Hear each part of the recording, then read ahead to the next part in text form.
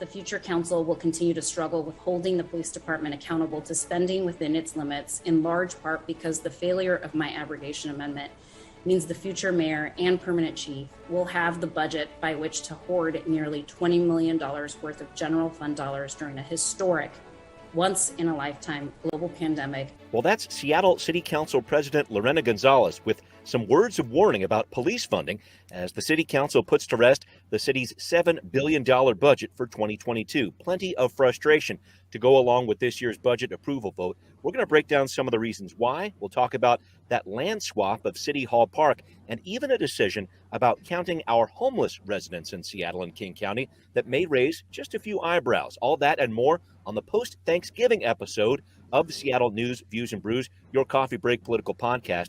Brian Callanan here with you. I am a host on Seattle Channel. The views expressed here are my own, and I am joined once again by Kevin Schofield, my co-host here from Seattle City Council Insight. Kevin, I think the one thing that I'm always thankful for this time of year is that the city's budget process is finally over. So much angst and angst was packed in the last couple of months here. How are you feeling about it? I am glad it's over.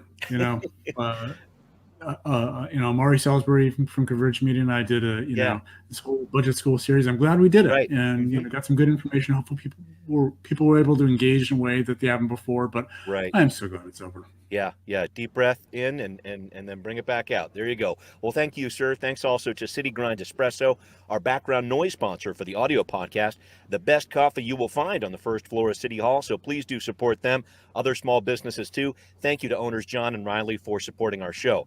Thanks also to our patrons. Thanks to our supporters, everybody else out there. And if you're able, please to become a patron of the show. Jump in at the $10 level on Patreon, and we will send you your very own Seattle News, Views, and Brews coffee mug. Make sure you get on board with that. Our mugshot of the week comes from James and Mary, who sent in this lovely Thanksgiving-themed photo of their mug in action. Thank you for sending that in. And everyone, please do become a patron of the show at any level you can. We would surely appreciate the support. A special thanks to Converge Media as well. The video version of our podcast is on Converge Wednesday nights at 7. All right, let's get rolling with Right Here, Right Now. All right, Kevin, let's put this budget finally to bed here. We heard about it last week. I just want to get some final takeaways from this 2022 budget. And if we can, let's start with housing, because it really does look like the council is trying to make a push on homelessness, affordable housing, this $194 million investment in affordable housing units, $10 million more in tiny house villages. Homelessness, clearly the top issue for people in Seattle and all over King County, our state for that matter. What kind of impact do you think this investment from the city is going to have? Well, long term, it's going to have an important investment, right? And this is one of the big issues with homelessness, right? Is that do you focus their money on the long term thing, or do you focus your money on the short term thing, or do you try to do a little bit of both and bridge them, right? The long term need is affordable housing, right? And homelessness will be with us until there's enough affordable housing, and we're not even close to having enough right now. At the same time, it takes years to build it. So especially at the scale that we need. So until then, how much money to put into the short term, into the emergency shelters, into the treatment programs, into the other things that we need to do so that when there are places for people who are currently homeless to move, we have ways to get them off the street, stabilized, and get them prepared to move into those places, right? So it's a really tough balance to figure out how much to put into each of those and what the right mix is of them. But absolutely, right, homelessness will be with us until we have enough affordable housing. Right. And this just really speaks to, I remember talking to Mark Dones about this a little bit, and their concern about this was definitely this idea of bridge housing, trying to find some place when you're actually doing the outreach. You have some places for these people to go, like shelters, that next level up, that bridge housing that will get people from a shelter into something more permanent in the future. We just don't have that online right now. And I think that's one of the main, or I guess one of many choke points in the system when it comes to moving people through our housing system. Right. And, and there's different kinds of bridge housing that we need. Right. Yeah. Right? There's, dealing with addiction and behavioral health services. Yeah. There are treatment programs for behavioral health. One could look at tiny home villages as one potential kind of bridge housing, right? Get people back in the community and get them stabilized, right? And get them stabilized long enough that we can just assess them and figure out what their needs are, what are the kind of programs we need to plug them into.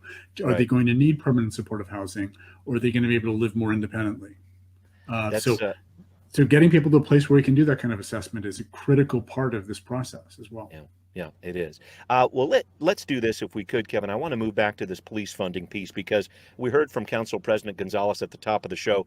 She was very concerned about what the council was not able to accomplish this budget session, and that is change the way the SPD does its accounting and budgeting. Unlike any other department in the city, you've pointed this out on SCC Insight, I know, a number of times, Kevin. The SPD has this budget payroll that is well above their needs. It's based on that position authority, the maximum amount of people the SPD can hire, and that number is not even close to the amount of actual sworn officers here. This battle, Kevin, over officer attrition, rectifying those numbers with the police budget really not going away. I think it's going to be a big issue for the council with this budget year ahead, and I know that's a year off, but also for incoming Mayor Bruce Harrell, too. Well, at the end of the day, the city council gets the final word on the budget. Yeah, right. And having the higher position authority, which means in practice, that with 100 more positions and they could possibly fill in the next 2 years. Yes. And by default salary funding going along with them, which, in the budget that just got passed, Mayor Durkin decided to take $19 million of that salary savings, or I guess almost $18 million of it, and apply it to other things. Right. Mayor-elect Harrell can decide to do that next fall, and the city council can undo it. It's a question. It's just simply a question of, do we not let that happen in the first place? Or do we let it happen and then the city council has to unwind it? Yeah. Right. Yeah. Either way, the city council will get the final word on this. Yeah. Right? Yeah. It's interesting, though. I just think about the mechanics behind it. You're absolutely right about the city council's role in all this, but I think about Mayor-elect Harrell, and then I think about a big decision he's going to have to face when he comes into office, which will be selecting a new police chief. I'm not sure if he's going to want to go with interim Chief Diaz or what happens there, but I think there's a lot of moving pieces around this police budget piece looking forward here. Any thoughts on that moving forward? Well, okay, so just on selecting the police chief, there is a process that's specified for how it's supposed to happen. Where he has to basically create a search committee, and they have to go take applications, narrow it down to 10, and then using a process narrow it down to, I guess it's 3 to 5, and then the mayor picks from them. Right. So there is a semi-public process that needs to be followed. It's not just as if Mayor Harrell can just say, "I'm going to go with Chief Diaz." Yes, Chief Diaz may not make the top 10. We'll see. Be on a list. Yeah. Any other thoughts here, Kevin? Just as a wrap up on the budget, I think it was definitely interesting to see that back and forth with the police, but I know a lot more to this whole process. Some final thoughts. Right, here. and a couple thoughts on the police part. They did reinstate the funding for the community service officer program. That was big. Right? Yep. Mayor Durkin had proposed expanding it by another 6 CSOs, and the council initially cut that, but before the end, they put that back. Brought it back. So that's a good thing. They didn't restore some other funding, so that's going to be an ongoing, issue. To Harold's point that they're going to, and Gonzalez's point that they're going to have to continue to fight. Councilmember Swan put forward a couple of last-minute amendments. One, a second try at her amendment from the previous week that would have increased the payroll tax by 50%. Yes, right. 450 million more into affordable housing, about 85 million more into Green New Deal project. That did not pass. Right. Sawant did her customary traditional protest no vote on the final budget, so it passed by an 8-1 vote. So there it was, and I guess to wrap it up, I would say, as the saying goes, when all is said and done, there's a lot more said than done. Yes. One of your best, Kevin. One of your best. Very true. Very true. So thank you for that breakdown here. But I wanted to follow up on another story that you might have missed, folks, last week if you were watching everything that was happening on the budget here. I wanted to talk a little bit about what was happening with City Hall Park, a land swap that went on here. Mayor Durkin, Executive Constantine signed this deal for a land swap. The county is taking over City Hall Park, that piece of land that is just to the south of the King County Courthouse. The city is getting some land from the county in the South Park area. The council now has to approve this. It's going to need a public hearing too. And remember the backstory on this. Big homeless encampment at this park, number of different public safety concerns. The city shut down the park, gated it off back in August. It appears this whole land swap looks legit in many ways. The city getting much more land than it's giving up to the county. But Kevin, I always think about this. What sort of commentary is this when it comes to the city's homelessness policies on encampments, and how is the county's approach going to be different?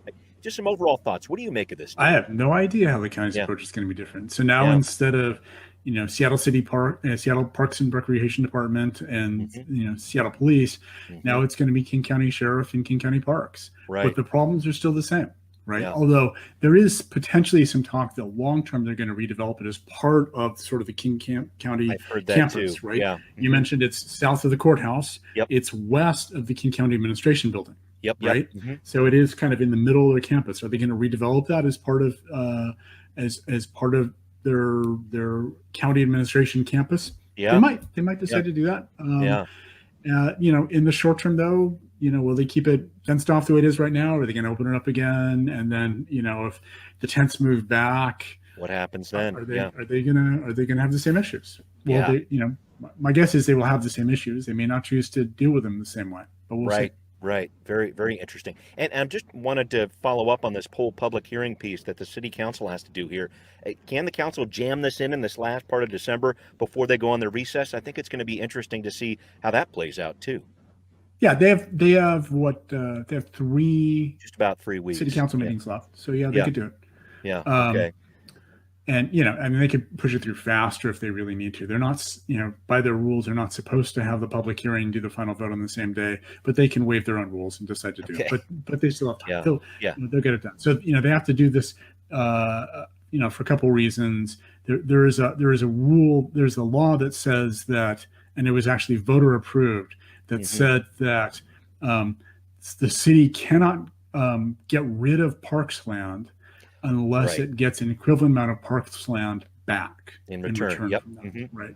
So as part of this deal, it's giving up City Hall Park, but it's getting a number of properties back mostly in South Seattle. Along the Duwamish River and some other places that it can easily turn into park spots. So, and in fact, it's getting, as you mentioned, in terms of just raw acreage, it's getting more acreage much more than City Hall Park. Right. So it's got some interesting properties you'll be able to do some things with. And so the overall total amount of parkland is actually going to go up. Yeah. Right. That's a good thing for the city. Yeah. Sure. And that's a good thing. So, but they, to cross the T's and dot the I's, they have to do a public hearing on this as well.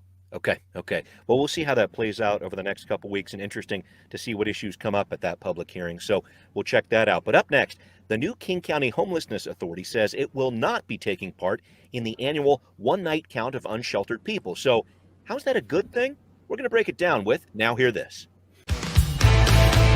Okay, some interesting news last week. The new King County Regional Homelessness Authority, which really starts its work in the early part of 2022 here, announced it would not have a so-called point-in-time count of homeless people in mid-January. Now, HUD requires this count for federal funding in odd-numbered years. King County usually does this annually. It did not do so last year, got a waiver because of challenges from COVID, and it's an even year this year, so it's not required. Now, I spoke with Mark Dones recently on City Inside Out on Seattle Channel. They are the new head of the RHA, and they're talking about retooling a number of processes, from data collection to managing grant dollars, and they're going to look a little bit different this year. I think that that's one of the hopes that people had for the authority, right? That we make it more transparent and more accountable. Sure. Yeah. Exactly. And so, some of just the way that we are doing our grants management, I think is going to look different for people and, frankly, produce different, to your point, data availability and be able to say, sort of what money is going where and why. Kevin, just on this one night count to start here, a tough pill to swallow for some people who would say, wait a minute, we need a good count of our homeless population. But the other side of this is this number has been constructed out of some very questionable data for quite some time here. The methodology has changed, a lot of different issues here. Break down your thoughts about this whole one night count and how it's changed over the years. Yeah, so the methodology, I've written about this several times, is definitely suspect. King County changed the way it did it starting in 2017. So between 2017 and 2019, it collected 3 years of doing this. But what those 3 years showed was that the number of people they find depends very heavily on the number of people they have out on that night. The amount of volunteers, right. So if it's a bad weather night and they have a hard time finding people, and they have a hard time, a lot of volunteers just don't show up, Right. and they find fewer people. Yeah. And so it's and as Mark Doan said in some of his press releases around this last week, it is an undercount, right? We know it's an undercount. When they come back with a number, it's not like they're making up people, right?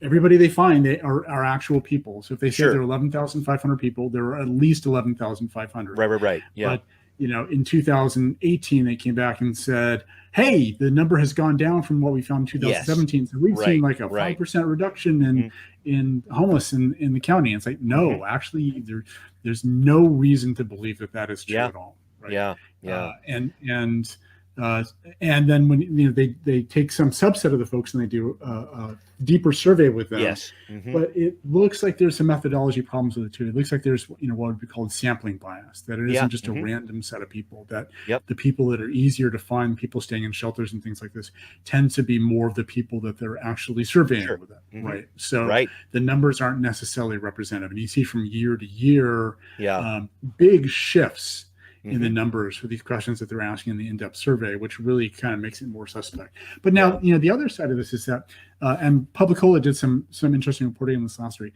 this whole every other year thing, it's a little questionable exactly sort of what the rules are, because the Regional Homeless Authority said we have to do this in odd numbered years. Yes. And apparently what HUD is saying, the Federal Housing and Urban Development Department is saying is, no, you have to do it every other year. And we gave you a waiver last year, which means you got to do it this year. Coming out. And so, and now, what's at risk there is some amount of federal funding. And it doesn't mean if they don't do it, they won't get any. But they'll probably get marked down on priority a little bit. I see. Okay. Right. So, in practice, what does that really mean? It's hard to say. Right? Well, and I guess I'm just trying to figure out what that will mean in terms of making some assessments, because Mark Dones very much wants to modernize the approach that our region is taking to homelessness. And I think a big part of that is actually going out and making sure they're connecting with people there in a very real way. He's talked about a by name list, trying to identify those specific people who are out there and really track the outcomes for those different people by name. That's a lot of work that Mark Jones is talking about there. But really, I think that's the whole piece here. How do you modernize this system? And that's a big question. On one hand, there's a school of thought which says that the ultimate solution to sort of this county part is to have a full, what they call by name list, right? Where everybody who's homeless in the county is listed in the homeless MIS system, right? They're an individual listed in that system and clearly identified. So what that also allows is then as they go and get services in different places, they're information about them and their history and their issues and whether if there's a caseworker working with them, who that caseworker is when they show up in a new place. So we can just connect the dots on somebody and sort of provide what you might call better wraparound care for them. And just to jump in real quick on that, and it's important to have that identification, because a lot of times these people don't have an official ID, like a license, social security number, or whatever else. Keep going, please. So there's that. But then the flip side is the privacy side. And some of them, don't necessarily want to be tracked by the system or have built enough distrust in having been, let down, discarded, treated poorly in the system in the past. They're like, why do I want to make this connection? I don't want to be part of that anymore. You're not going to sort of, I don't want you to track me anymore. Right? I don't trust you guys at all. I don't trust the government. You've done bad by me several times, and you can kind of sympathize with that. Right? Sure. I get it. And to the point you were just making, a lot of them don't have driver's license or other form of government issued ID, and even give them a card that says, "Here's your by name list card." Then what's that going to do? Are they going to be able to keep that, or are they going to lose it, or is it going to get swept in a sweep of a homelessness? Right. That happens often, right? So then, do you go to some kind of biometrics? In which case, you got all sorts of new privacy issues that come along with that. Right. So to just say, we're going to have a by name list with everybody in it, it is much more complicated than that to try to come up with a system that really works and does right by everybody.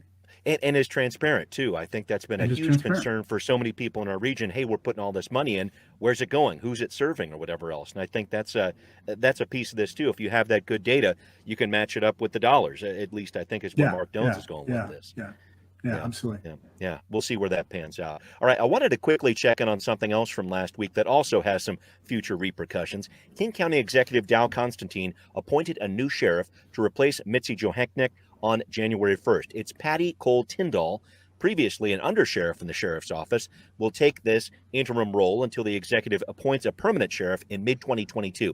This is a really interesting story to me, Kevin, because King County is transitioning into this appointing rather than electing mode. Dow Constantine actually told me on the campaign trail he would even consider someone not in law enforcement to take up this role. I guess I'm sort of looking ahead with this one, Kevin, and at a high level, what sort of debate are you expected to see as this appointment process unfolds? What impact does this have as other law enforcement agencies around our region check it out? What do you think about this decision?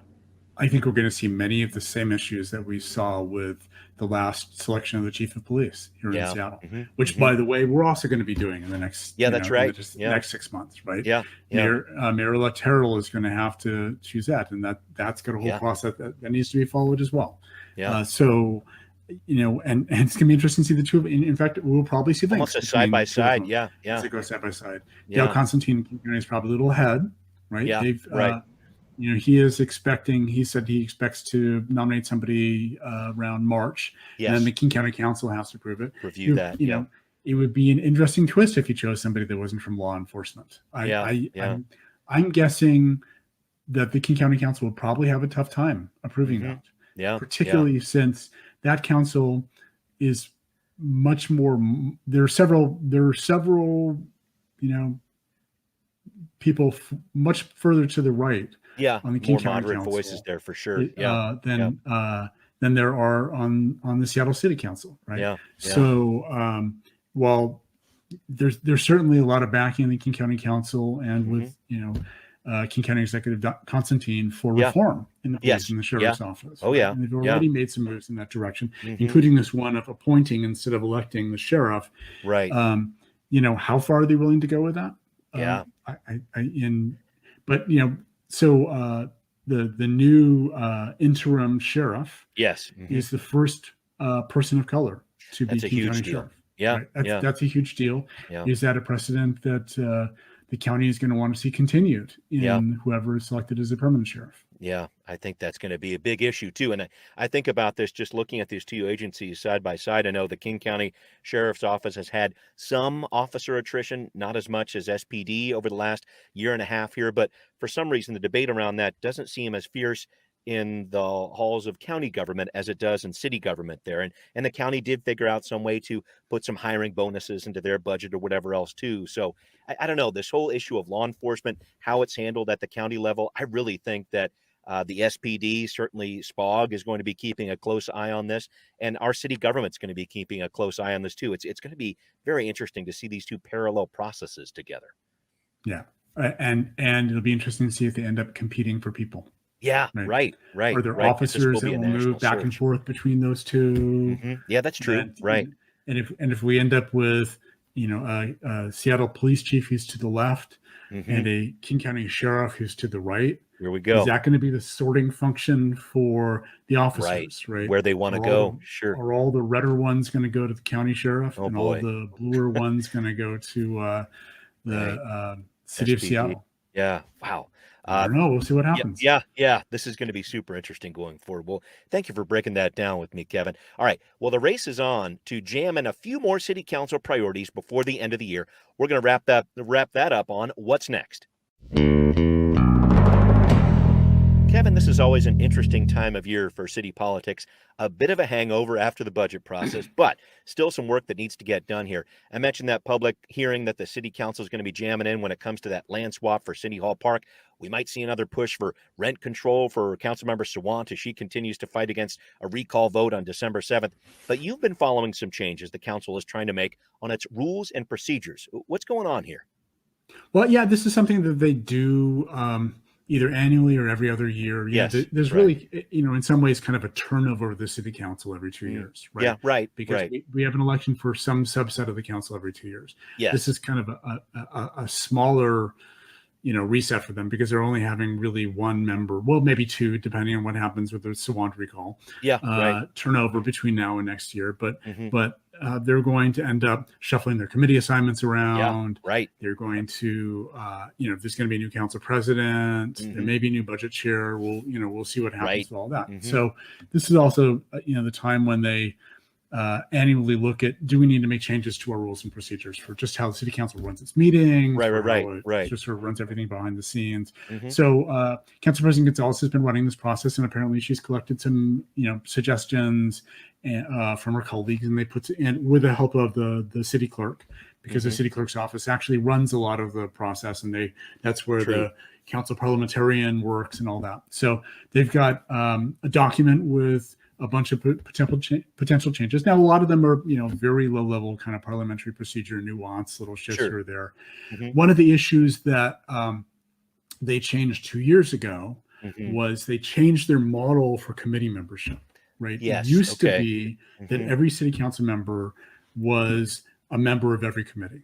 Right. And there were certain members who were expected to show up, but any city council member could show up at any meeting at any time. And propose an amendment to a bill and could end up voting on that bill. Right. So, what does quorum look like? Do you, how do you whip the votes for something in committee when you don't really know how many people are going to be there? Sure. Right? Yeah. So the 2 years ago, they changed it to say, no, there are specific members of every committee, and that's how you determine quorum. And that's how, and only those official committee members can vote. Can propose amendments or can vote on amendments. Right? So if you're not, if you're not a member of that committee, if the chair invites you, you can come and maybe she'll call on you or he will call on you to say something. Right. You can't propose anything, and you can't. And they've done some courtesy things around there where the committee chair will propose amendments on behalf of a non-committee member. I see. Right. So they've done a little bit more kind of tweaking of what the powers. I mean, they're staying with that model. They haven't gone back to the old model.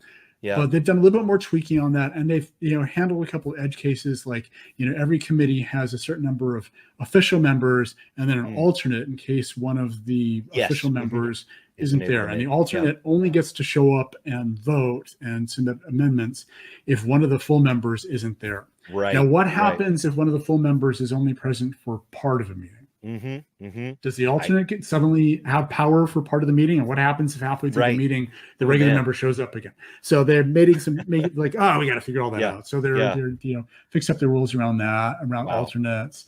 They've another thing they've really changed over the last 4 years is it used to be, if you go back 5 years, it used to be that in committee, if there was a divided vote on a bill being voted out of committee, then it had to wait 2 weeks before it showed up at full council. Yes. And there was what was called a divided committee report that was written that went to all the council members to say, basically, here are the two sides of this issue. Here's for and here's the against. Right. A couple of years ago, they changed those rules to say, you only get to, we're only going to do a report if it's requested.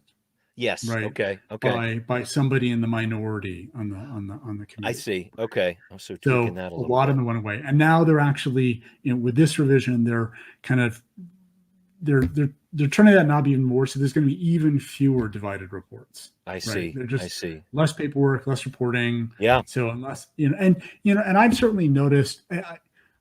I'm not a huge fan of this change because I certainly noticed that when a lot of these bills divided reports get up to the full council, there's a lot, the other council members who aren't part of this committee, now that we have a situation where most of the council members are not members of most of the committees. Right.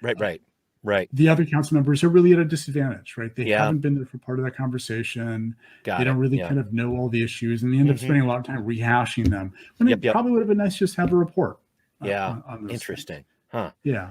Gosh, I thought it was weird when they changed that rule that the pitcher has to pitch to 3 batters in Major League Baseball, but this is the weeds, my man. But it's important stuff. I mean, this is how the different ordinances get crafted for the Seattle City Council. So it's going to be interesting to see how that plays out. So, Well, there you have it. Thank you for that, Kevin.